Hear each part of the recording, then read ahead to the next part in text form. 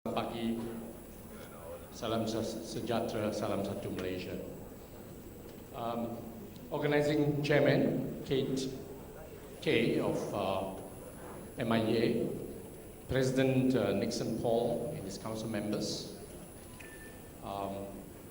Thank you for inviting Reda to speak at MAREC13, the topic which I shall expound on in a few minutes.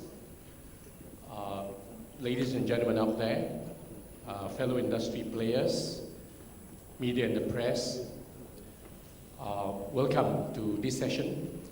I don't pretend to be an expert in the property industry, but I think with the combined experiences of everyone here, I'm sure we have plenty of things to learn and look forward to. When I saw the program and realized that I'm the second speaker, after my good friend Datuk Seri, I realized it's almost like a support act after Sai does his Gangnam dance up here. So I'm going to be struggling to try and keep up with his pace. And what a performance he did. In this general election time, I think he could be considered definitely a winnable candidate. But to stay neutral, I believe he's not standing. So that's I'm not sure whether it's good news or bad news to Malaysia, but I think as long as you play a role in government in continuing to chart the ETP program, the future prospect looks good for Malaysia. Just very quickly about Reda, some of you may know, I'm speaking to an audience of various age group and varying experience, so it's only fair that I just do a little bit of marketing for Reda. Reda, as some of you would be aware, is an association, an NGO, comprising of more than 1,000 corporate members. I stress it's corporate members. You can only join if you are a company involved in the development of properties. Founded in 1970, so we're slightly older than MIEA. I think we are responsible for delivering some 30 billion worth of real estate, new sales into the market, impacting more than 140 upstream and downstream industries, providing some 1 million jobs in Malaysia, including the government sector, of course. So I think it's a very important component of the country's GDP.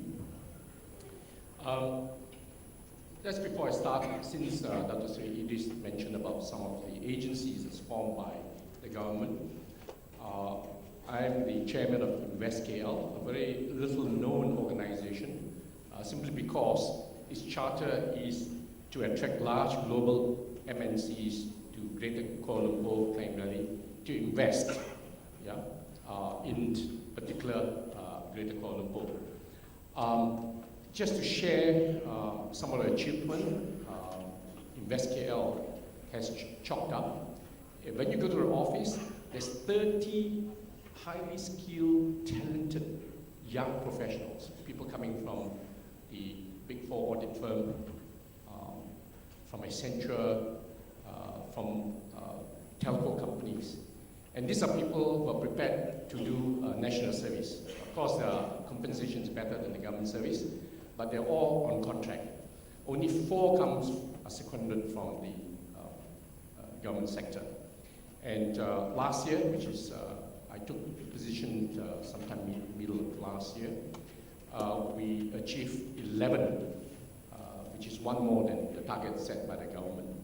What's the impact to you all? I wanted to share this story because it's something which is, even before I was involved in InvestKL, I live in a block in Montiara. As some of you know, I was partly responsible for developing Montiara. It's probably the most expensive block. So every time I go in the lift, I would strike a conversation with the people in the lift. You don't see many of them because it's a private lift. And I would say probably 50% of the time, when I speak to these people, they come from Schlumberger. For those who know Schlumberger, it's one of the biggest upstream oil and gas company. But what InvestKL did was, when they realized that they were already present in Malaysia, it managed to bring their shared services headquarters, HR, project management office into Malaysia. And they have picked Greater Kuala Lumpur as their headquarters. So what has happened now is they're bringing the global talent into Malaysia, and the immediate impact means people like me, people like some of you who has invested in property, suddenly has got the units rented out. And this, I mean, the average rental probably MK10, it's probably about 12,000 per month. So it will help to take up or soak up some of the vacancies that you see in Kuala Lumpur. So the work of InvestKL is essential to bring in these MNCs, and then we're on target to get another 10 well-known brands into Malaysia. Yesterday I was having a conversation with a Brazilian company who has already decided to set up their project management office for Asia in Kuala Lumpur. They were the project managers for Vale. Vale is one of the biggest iron producers in the world. They're Brazilian. As you know, they are setting up in Lumut. And this is the project management company that follows Vale wherever they go. And they decided after visiting quite a few countries in this region that Malaysia is to be the place to be. Now, they don't need too much convincing. They didn't even need any incentive for them to set up here. And they already said that they're going to start off with 100 people, out of which only 10% actually comes from the country where they come from. The rest will be Malaysian talent. So this also, again, help with the employment take-up, but also it moves us from the middle income trap to higher up. So the little things that I do, and I'm sure some of you can do, as the president of MIA say, like getting involved in NGO work, getting involved with national service, if you like, the little things that you do, combined, aggregated, would be very good for Malaysia and for the future generation. So I do want to go and encourage you all to participate in as many what seems to be non-profit activities, because it will come to roost one day in terms of financial gain. Now, the topic that I was asked to speak is on financial freedom through property investment. On a more light-hearted note, this story was related to me.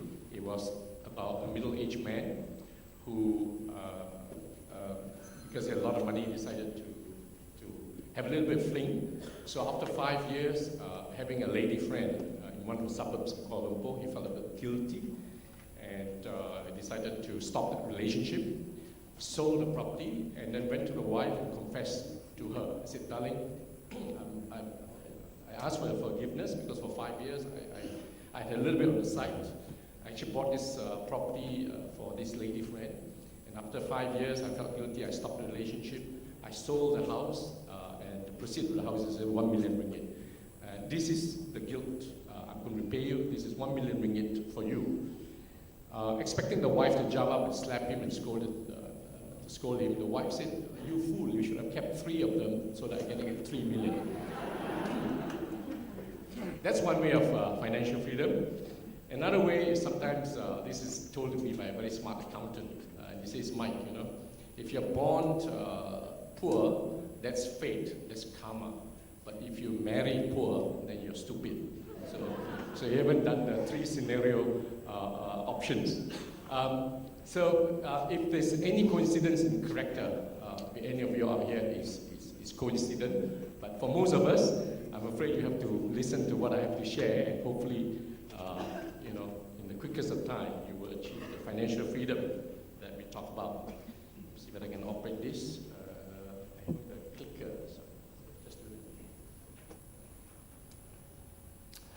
it. Okay, I'll run through this very quickly. I think the good news is already shared by Datuk Seri.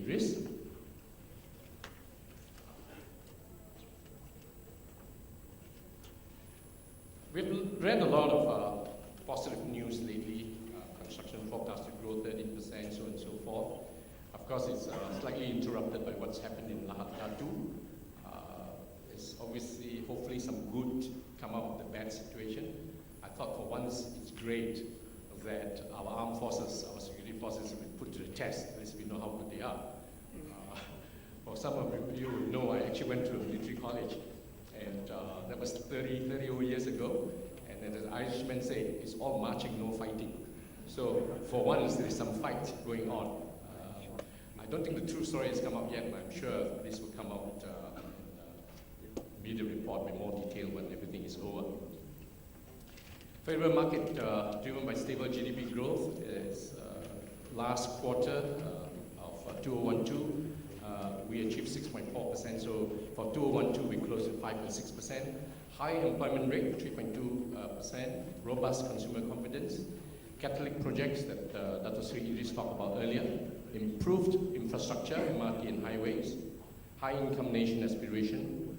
And then you have the 12 NKAs driving all the 12 important segments of the nation's GDP. Urbanization, 73% of total population in 2011. This is quite high. The world population is 7 billion, as all of you know. And sometime last year or this year, more than 50% now is in urban area. The world is growing at about 1 billion population every 13 years. And most of it is probably in the Southeast Asian and South American nations. So you can see Malaysia is, in terms of population growth, is on an upward trajectory. We have a solid banking system. Last call, I believe there's more than 250 billion in the system, liquidity, looking for people to lend to. Sustainable social, economic demography. This simply means that we haven't faced aging yet, but maybe in 2030, this can become an issue. But right now, the curve is a pretty good curve. I think more than 50% of the population is below 25 years old, so you have plenty of maturity coming along the way. Population growth at 2.3%, roughly translated about 600,000 babies. I'd like to compare with Singapore. Singapore is about, I think, 39,000 babies a year. So, we grow at a much faster pace than Singapore. Healthy international reserve, at last call, US dollar 140 billion. So all these are very positive signs. More good news, FDI confidence index, year 2016, we went up 10. Ease of doing business from 25th to 18. Global peace index from 37 to 20. I'm not sure what happened after Sabah, but I guess it's only a blip. So we'll probably still maintain the peaceful index. World Competitive Yearbook, Institute of Management Development reported that in 2012, we improved our competitiveness from 19th to 14th position. World Bank's most business-friendly country, from 25th to 12th. Kuala Lumpur is the second best shopping center in Asia Pacific. Perhaps that explains why our couples here are very romantic. The man holding the wife's hand very tightly so that she doesn't go loose in the shopping malls. Financial freedom. Okay, as I said earlier, unless you marry a rich in-law, financial freedom is a destination. It's no shortcut. The journey can be torturous, but there's no pain. There's no gain if there's no pain. Why real estate? I think we all are here because of real estate. The usual suspect, capital appreciation. Land is finite, cannot be created. Singapore may argue against this, but even their growth in terms of landfill is probably limited. As some of you know, their most serious challenge is no one is selling sand to them, and they have to bring sand from Burma and Vietnam. Best hedge against inflation. Constant demand for property as population and wealth increases. Higher the demand, higher the market value. It's a tangible asset, a wealth creation tool. It is non-perishable, bankable, and can be bequeathed, passed on to your next generation. I think firstly, in assessing how you can get rich, you have to know the internal factors that impact how you influence your financial journey. Some of the things about property is that you need to understand whether there's a yield or not, okay? Whether there's a capacity for capital appreciation. Understand that property is one of the very few things that you can financially leverage against. You must know your own personal credit standing. You must have the courage to borrow, courage to trade up. Of course, you must know your market. So So all the members of MIA are here to give that advice. It is not a short-term investment. It also happens in these very positive times, a cheap source of financing because you're able to gear up. Quick example, I think most of you would know, banks will lend